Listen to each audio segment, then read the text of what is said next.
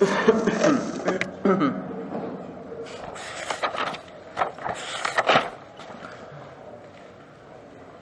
بقرہ کی آیت نمبر 58 سے ابتدا ہے۔ اعوذ باللہ من الشیطان الرجیم، بسم اللہ الرحمن الرحیم۔ وَإِذْ قُلْنَا ادْخُلُوا هَٰذِهِ الْقَرْيَةَ فَكُلُوا مِنْهَا حَيْثُ شِئْتُمْ رَغَدًا وَادْخُلُوا الْبَابَ سُجَّدًا وَقُولُوا حِطَّةٌ نَغْفِرْ لَكُمْ خَطَايَاكُمْ وَسَنَزِيدُ الْمُحْسِنِينَ۔ فَبَدَّلَ الَّذِينَ ظَلَمُوا قَوْلًا غَيْرَ الَّذِي قِيلَ لَهُمْ فَأَنزَلْنَا عَلَى الَّذِينَ ظَلَمُوا رِجْزًا مِّنَ السَّمَاءِ بِمَا كَانُوا يَفْسُقُونَ۔ وَإِذِ اسْتَسْقَىٰ مُوسَىٰ لِقَوْمِهِ فَقُلْنَا اضْرِب بِّعَصَاكَ الْحَجَرَ فَانفَجَرَتْ مِنْهُ 12 عَيْنًا قَدْ عَلِمَ كُلُّ أُنَاسٍ مَّشْرَبَهُمْ كُلُوا وَاشْرَبُوا مِن رِّزْقِ اللَّهِ وَلَا تَعْثَوْا فِي الْأَرْضِ مُفْسِدِينَ۔ صدق اللہ۔ اور یاد کرو اس وقت کو جب ہم نے کہا اس بستی میں داخل ہو جاؤ اور اس میں سے کھاؤ جہاں تم چاہو خوش عیشی سے، اور دروازے میں داخل ہونا جھکتے ہوئے، اور کہو کہ توبہ ہے، ہم تمہارے گناہ تمہاری خطائیں معاف کر دیں گے اور ہم احسان کرنے والوں کو مزید عطا فرمائیں گے۔ لیکن ان لوگوں نے جو ظالم تھے اس بات کو بدل ڈالا اور اس کے علاوہ بات کہنی شروع کی جو ان سے کہی گئی تھی، تو ہم نے ظالم لوگوں پر آسمان سے عذاب نازل کیا کیونکہ وہ نافرمانی کرتے تھے۔ اور یاد کرو اس وقت کو جب موسیٰ علیہ السلام نے اپنی قوم کے لیے پانی مانگا، ہم نے کہا کہ اپنی لاٹھی کو پتھر سے ماریے، چنانچہ اس میں سے 12 چشمے پھوٹ پڑے۔ ہر قبیلے نے اپنا اپنا گھاٹ اور چشمہ پہچان لیا۔ کھاؤ اور پیو اللہ کے رزق میں سے اور زمین میں فساد کرتے ہوئے نہ پھرو۔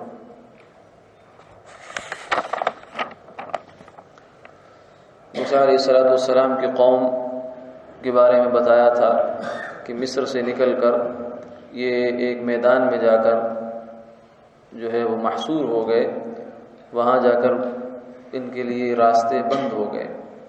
تو اس جگہ ان سے یہ کہا گیا تھا کہ تم جاؤ اور فلاں شہر میں داخل ہو جاؤ اور جا کر وہاں جو ہے تمہیں نعمتیں ملیں گی، کھاؤ گے پیو گے، ہاں لیکن ایک شرط یہ ہے کہ تم نے وہاں جاتے ہوئے داخل ہونا ہے سجدہ ریز ہو کر، یعنی اللہ کا شکر ادا کرنا ہے کہ اللہ نے ہمیں یہ نعمت عطا فرمائی ہے، اور ساتھ کے ساتھ یہ بھی کہنا ہے کہ توبہ توبہ، یعنی گویا کہ اللہ جب نعمت عطا فرمائیں تو اس موقع پر بھی انسان کو استغفار نہیں بھولنا چاہیے۔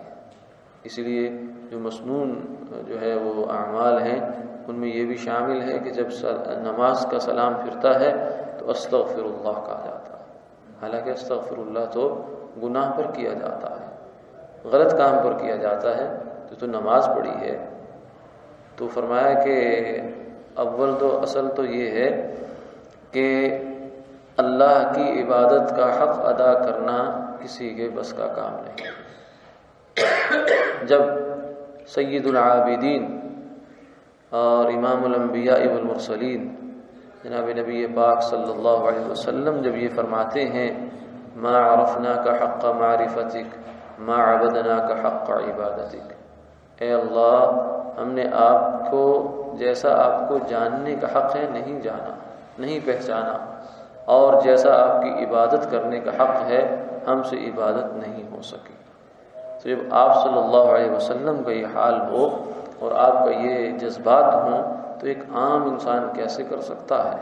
کہ اللہ کی عبادت، یہ تو اللہ کا کرم ہے کہ وہ ہمیں اپنے دربار میں اپنے سامنے کھڑا ہونے دیتے ہیں، ورنہ دربار شاہی میں جائے انسان اور وہاں کے آداب نہ بجا لائے تو وہ وہاں سے کان سے پکڑ کے باہر نکال دیا جاتا کہ تمہیں مینرز کا خیال نہیں ہے، آداب کا پتہ نہیں ہے، تم اتنی بڑی جگہ پر آئے ہو۔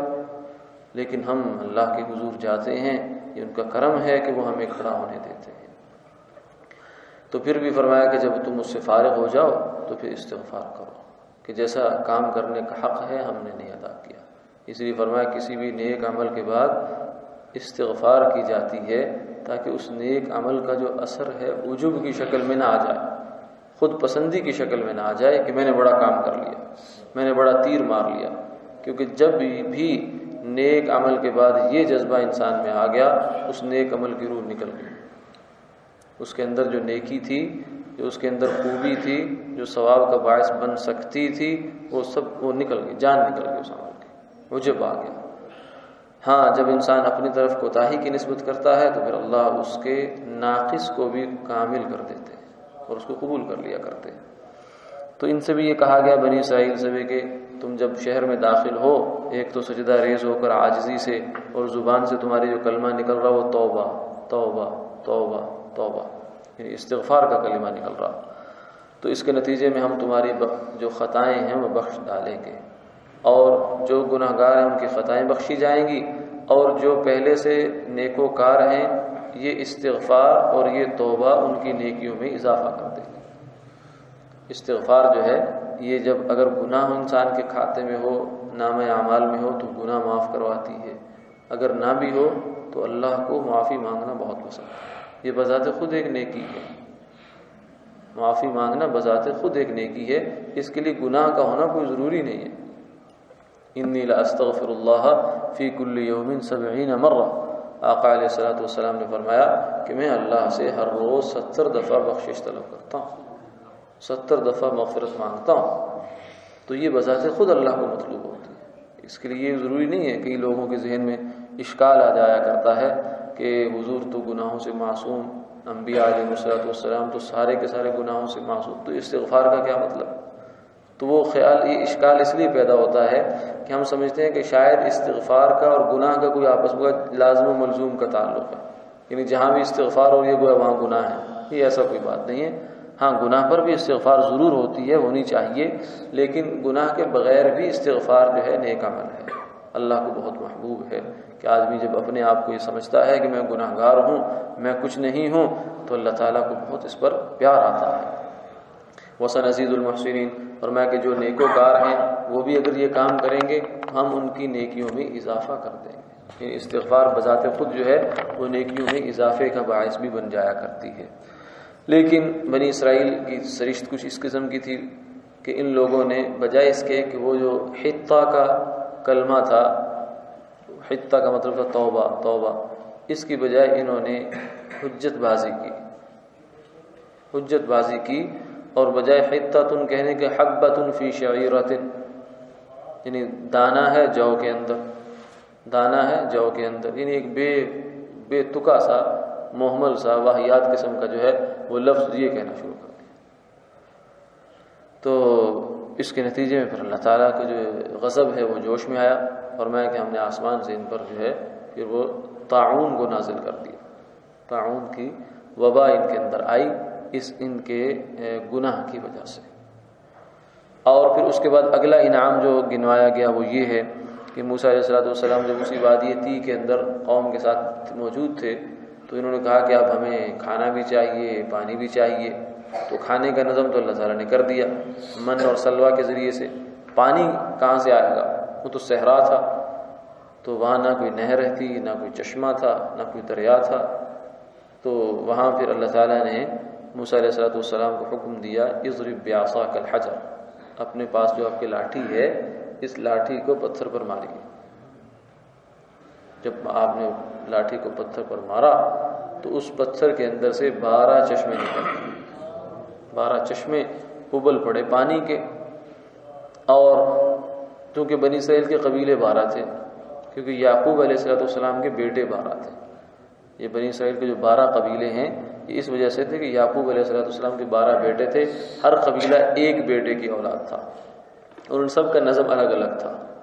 تو اللہ تعالیٰ نے بھی یہاں 12 چشمے سے نکال دیے تاکہ یہ آپس میں لڑے نہیں، کیونکہ پانی ایسی چیز ہے اگر یہ کم ہو تو اس پر لڑائی ہو جایا کرتی. عربوں کی جو پرانی لڑائیاں مشہور تھی زمانہ جاہلیت میں، ان میں سے کچھ لڑائیوں کا جو پس منظر ہے وہ یہ بھی تھا کہ تیری اونٹنی نے پہلے پانی کیوں پیا. دونوں کنویں پر پہنچے، گھاٹ پر پہنچے تو ایک کی اونٹنی نے پہلے پانی پی لیا تو اس نے اس کی پونچھیں کاٹ دی، پاؤں کاٹ دیے. دوسرا آگے بڑھا، اس نے اس کی اونٹنی مار دی، اور پھر جو دوسری طرف سے جو پلٹ کر آیا تو اس نے اس کے اوپر حملہ کر دیا. کرتے کرتے کرتے حتیٰ کہ 40 سال تک اس ایک چھوٹی سی بات پر لڑائی ہو جاتی تھی. اور یہ بڑی بڑی لڑائیاں جو ہیں، آدمی اگر ان کا تجزیہ کرے، پیچھے جا کر کھوج لگاتا چلا جائے تو اینڈ پہ جا کر شیرہ نکلتا ہے. جیسے کہتے ہیں نا کہیں قتل ہو گیا تو کسی نے ابلیس سے کہا، شیطان سے کہا کہ تو بڑا ظالم آدمی ہے کہ تو نے اتنی لڑائی کروائی اور قتل ہو گیا. اس نے کہا نہیں، میں نے تو نہیں کروایا، میں نے تو کچھ نہیں کیا. ہاں میں نے صرف شیرہ لگایا تھا، یعنی دیوار پر میں نے تھوڑا سا شیرہ لگا دیا تھا، اس پر مکھی بیٹھ گئی. مکھی پر جو ہے وہ بلی، وہ کوئی چوہا جھپٹا، چوہے پر بلی جھپٹی، بلی پر کتا جھپٹا، کتے والے اور بلی والے کی آپس میں لڑائی ہو گئی اور وہ دونوں ایک دوسرے پر جھپٹ پڑے، پلٹ پڑے اور ایک دوسرے کو مار دیا. یعنی اینڈ جو ہوتا ہے بڑے بڑے تنازعوں کا، وہ اینڈ پر جا کر ایک چھوٹی سی جو ہے چوہیا نکلتی ہے مری ہوئی. اگر انسان اس کو اسی وقت قابو میں کر لے تو بڑے بڑے فسادات ہوتے ہیں. لیکن اس وقت شیطان اس کو اتنا بڑی تصویر کر کے دکھاتا ہے کہ اس نے تجھے یہ کہہ دیا، او ہو اس نے تو تیری جو ہے نا ناک کٹوا دی ہے، اب اٹھ اس سے جا کر تو بدلہ لے. تو وہ بس چھوٹی سی بات ہے بھائی، تیری اس کی اونٹنی نے اگر پہلے پی لے تو کوئی بات نہیں، 2 منٹ کی تو بات ہے، میں بعد میں پی لوں گا. اگر 2 بھی پی لیں، 5 بھی پی لیں تو کیا ہے. لیکن یہی اخلاق ہوتے ہیں کہ انسان جو ہے ایثار سیکھے. اگر کوئی ہم سے آگے نکل رہا ہے تو کوئی حرج نہیں، نکل جانے دو اس کو. تو خیر پانی پر چونکہ یہ لڑائیاں پڑ جایا کرتی تھی تو اس لیے اللہ تعالیٰ نے 12 چشمے نکلوائے تاکہ قبیلے الگ الگ رہیں، آپس میں ان کی کوئی لڑائی کا امکان نہ پیدا ہو، آپس میں تنازع اور جھگڑے کا کوئی امکان نہ پیدا ہو. تو اس سے 12 چشمے نکلے اور سب لوگوں نے پھر اپنے اپنے چشمہ جو ہے وہ الگ الگ منتخب کر لیا کہ یہ فلاں کا، یہ فلاں کا، فلاں کا، فلاں قبیلے کا. تو اللہ نے فرمایا کلوا واشربوا من رزق اللہ، اللہ کے دیے ہوئے رزق میں سے کھاؤ اور پیو. منو سلوا کھاؤ، پانی پیو، اللہ کی نعمتیں پوری ہیں. اب لا تعثوا فی الارض مفسدین، اب جب تمہیں کھانا بھی مل گیا، پینا بھی مل گیا، ٹھکانا بھی مل گیا، سکون کی رہنا بھی مل گیا، اب بدماشی نہیں کرو. ولا تعثوا فی الارض مفسدین، اب اس کے بعد جو ہے نا فساد نہ کرو زمین میں. لیکن انسان کی فطرت یہ ہے کہ جب وہ بھوکا ہوتا ہے پھر تو اسے صرف پیٹ کی فکر ہوتی ہے، کھانے کی فکر ہوتی ہے. لیکن جب کھانا آ جاتا ہے تو پھر آگے اسے اگلی فکریں شروع ہو جاتی. جب تک کچھ پاس نہیں ہوتا یہ ہوتا ہے کہ 4 پیسے آ جائیں تو میرا چولہا گرم ہو جائے. جب چولہا گرم ہو جاتا ہے اور 4 پیسے آتے ہیں پھر کہتا ہے ساتھ والا پلاٹ بھی مل جائے، پھر وہ بھی مل گیا، پھر کہتا ہے کہ اس کی فیکٹری بھی مل جائے، یہ بھی مل جائے، وہ بھی مل جائے. تو اسی لیے فرمایا کہ ابن آدم جو ہے، آدم کا بچہ انسان، اس کے پیٹ جو ہے نا، پیٹ ہے تو چھوٹا سا، اتنا بڑا نہیں ہے، 2 روٹیوں سے بھر جاتا ہے ویسے تو، لیکن اس کی جو ہوس ہے وہ نہیں بھرتی. وہ فرمایا اتنی ہے کہ اگر ایک پوری وادی چھوٹی سری بھی بہت بڑی ہوتی ہے، وادی نیلم، وادی جہلم، یہ ہمارے یہاں بھی وادیاں ہیں، کچھ وادی سون سکیسر اور وادی کاغان، وادی ناران، یعنی ایسا ایک علاقہ ہوتا ہے جہاں جو پہاڑوں میں گھرا ہوا ہوتا ہے، تو بہت بڑا علاقہ ہوتا ہے. فرمایا کہ پوری وادی سونے کی وہ، اس کے پتھر، اس کے سنگریزے، اس کی ریت، اس کی مٹی سب سونا ہو جائے. درخت کتنے بڑے درخت ہیں، کتنے بڑے، سب سونا بن جائے اور ایک انسان کو دے دی جائے. یہ لتمنا آخر، تو کہے گا کاش کہ دوسری بھی مل جائے. دوسری مل جائے نا تو بڑا کام بن جائے گا. یہ پلاٹ تو لے لیا ہے لیکن اگر ساتھ والا بھی مل جائے تو بڑا کام بن جائے گا. تو یہ انسان کی جو ہوس ہے یہ ختم نہیں ہوتی، تو اس لیے پھر آگے سے آگے بڑھتا ہے. تو یہاں فرمایا کلوا واشربوا من رزق اللہ، جب تمہیں ضرورت کا رزق مل گیا ہے، قناعت کی روزی مل گئی ہے، کفایت کا کھانا پینا مل گیا ہے، تب اللہ کا شکر اور صبر کرو. ولا تعثوا فی الارض مفسدین، اب زمین میں فساد نہ کرو. لیکن بنی اسرائیل نے اس بات کو بھی نہیں مانا تھا، نہیں تسلیم کیا. پھر اللہ نے اور طرح کے ان کے اوپر جو مصائب اور مشکلات جو ہیں وہ لے آئے. اچھا جی، اسی آیت میں جو پتھر سے چشمے نکلنے کا تذکرہ ہے اسے کہتے ہیں معجزہ. معجزہ کہتے ہیں نبی کے ہاتھ پر کوئی ایسی بات ظاہر ہو جائے جو عام روٹین سے ہٹ کرو. کیونکہ اس کائنات کے اندر اللہ تعالیٰ نے جو ہے ایک نظام بنایا ہوا ہے جسے ہم تکوینی نظام کہتے ہیں، کہ کچھ چیزیں اللہ نے پیدا کر رکھی ہیں اور ان کے اندر کچھ خصوصیات رکھ دی ہیں. اب وہ چیزیں ان خصوصیات کے مطابق اثر کر رہی ہیں. مثلا آگ پیدا کی ہے، اس کے اندر جلانے کی صفت رکھ دی ہے، لیکن جلانا اللہ کے حکم سے ہے. یہ نہیں ہے کہ آگ کو اللہ نے خود مختار کر دیا ہے کہ تو جس کو چاہے جلائے جس کو چاہے نہ جلائے، ایسا نہیں ہے. آگ اللہ کے حکم کی پابند ہے. چھری کے اندر کاٹنے کی صفت ہے، مگر ایسا نہیں کہ چھری خود مختار ہو گئی ہے کہ جس کو چاہے کاٹے جس کو چاہے نہ کاٹے. نہیں، اللہ کے حکم کی وہ کاٹنے میں پابند ہے.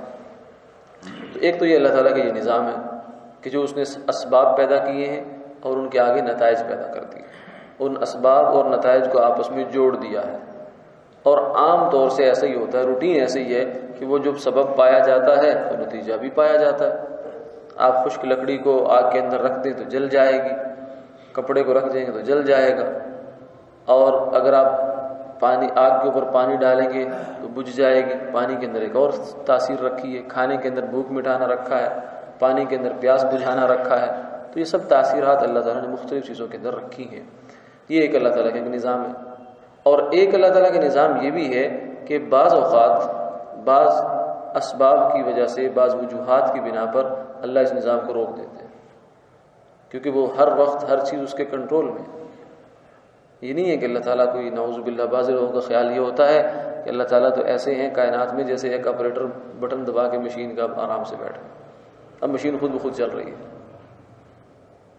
ہمارے ہاں جو اسکولوں میں جو سائنس کی اس پس منظر میں جو کائنات کا ایک تصور دیا جاتا ہے نا، اس میں یا تو خدا سرے سے ہے ہی نہیں کہ خدا بھی کوئی ہے، اللہ بھی ہے جو اس کائنات کا بنانے والا اور چلانے والا ہے، یا تو سرے سے ہوتے ہی نہیں ہے، یا وہ بھی زیادہ مہربانی کریں تو اتنا سا کانسیپٹ، اتنا سا تصور دیتے ہیں کہ بس وہ ایسا کچھ ہے جس نے یہ بنا کر کائنات کا ایک میکینزم بنا دیا ہے، اب کائنات اسی کے تحت خود بخود چل رہی ہے، اب اس کا کوئی اس میں دخل عمل کوئی زیادہ نہیں ہے.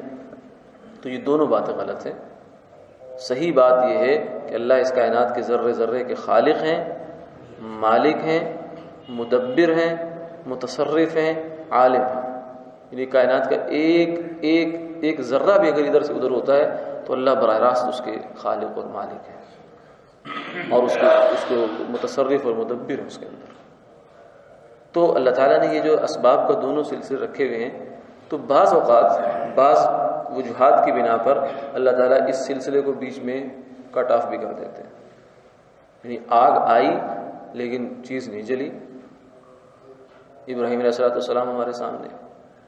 اب یہ جو کٹ آف ہوتا ہے آپس میں چیزوں کا، سبب آیا مسبب نہیں پایا گیا، یہ اگر تو کسی عام نیک انسان ولی کے ہاتھ پر ظاہر ہو تو اسے کہتے ہیں کرامت، اور اگر یہ کسی نبی کے ہاتھ پر ظاہر ہو جو دعوی نبوت رکھتے ہیں تو اسے کہتے ہیں معجزہ. تو یہ معجزہ اور کرامت ہوتی ہے.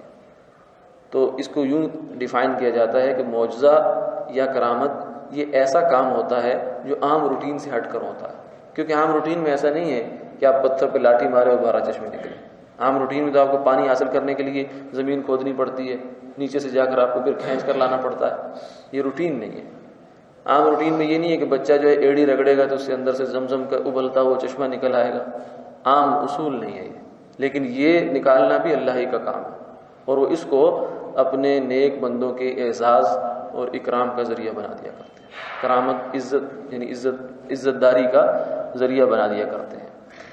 تو یہ معجزہ جو ہے یہ اللہ تعالیٰ کا فعل ہوتا ہے براہ راست. نبی یا ولی کا ہاتھ اس میں ایسے ہی استعمال ہو جاتا ہے جیسے ہمارے ہاتھ میں قلم استعمال ہوتا ہے.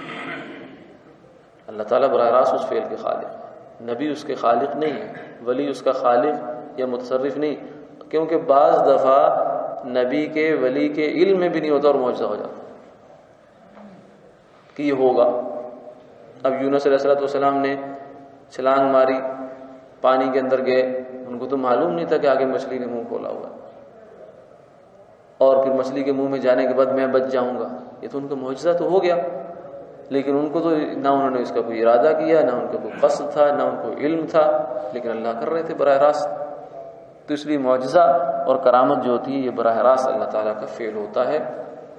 تو یہ اس کے اوپر ایمان رکھنا یہ بنیادی عقائد میں داخل ہے.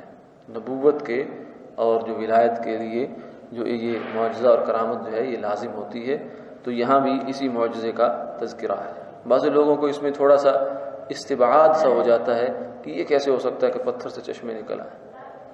حالانکہ جو بندہ بھی فرمایا ما قدر اللہ حق قدری، جو بندہ یہ سوال کرتا ہے، یہ اشکال کرتا ہے، وہ اللہ کو جانتا نہیں ہے. اس نے اللہ کا کوئی ناقص سا تصور اپنے دماغ میں بٹھا لیا ہے، اور اس لیے اب وہ بیچارے کو یہ سوال پیدا ہو رہا ہے. اگر اللہ کی قدرت کو وہ جانتا ہے اور اس کو پتہ ہے کہ اس کی قدرت ذرے ذرے میں کس طرح مؤثر ہے، اسے کیسے اشکال ہو سکتا ہے؟